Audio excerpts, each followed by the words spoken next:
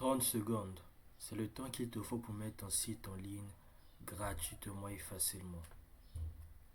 Reste jusqu'à la fin de la vidéo, je te montre comment faire. Déjà, premièrement, comme vous le voyez, on doit avoir un projet.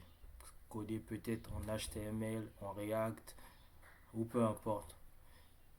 Une fois que ton code, il faut que tu as fait ton site. Déjà, je vais vous montrer ce site, l'aperçu de ce site.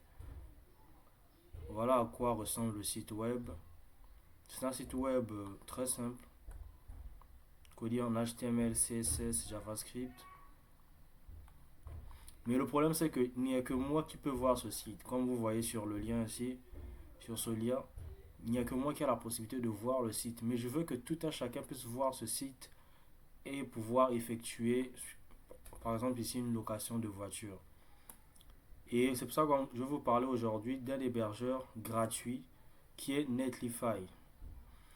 Voici à quoi ressemble la plateforme de Netlify. Sur Netlify, on peut facilement publier un site web, une application web codée en HTML, en React, en Vue, aussi simplement que possible. Et aujourd'hui, on va parler d'un déploiement sans pour autant passer par Git ou bien GitHub ou autre plateforme de versionning. On va le faire simplement avec notre dossier qui se trouve dans notre explorateur de fichiers aussi simplement que possible.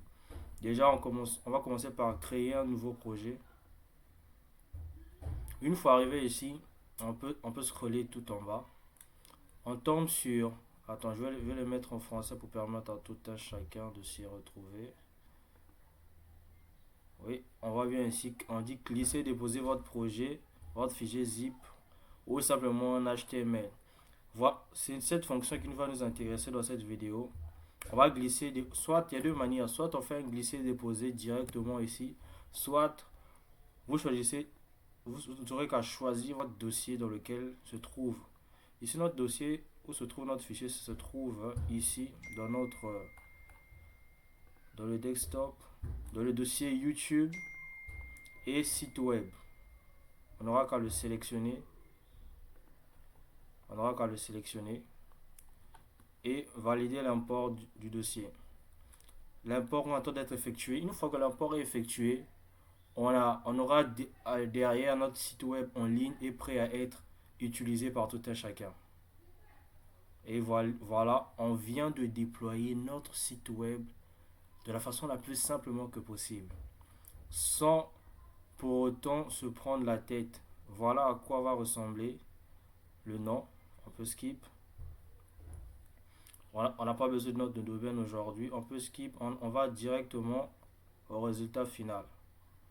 Et voici, notre site web est mis en ligne facilement. Voyons voir l'aperçu du site web en ligne.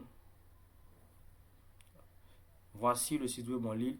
Je vais laisser le lien dans la description de cette vidéo pour permettre à tout un chacun d'aller checker le site. Et pour la prochaine vidéo, nous parlerons de comment le rendre plus automatique. Car aujourd'hui, le site web est en ligne. Mais derrière, si on essaie d'apporter des modifications, ça sera compliqué que ces modifications se retrouvent sur notre site web qui est en ligne. Pour la prochaine vidéo, nous allons utiliser GitHub en automatisant le versionning de site web automatiquement. C'était Orphe Journey. J'espère que cette vidéo vous a plu. Lâchez un like et un commentaire. Et à une prochaine fois. Good.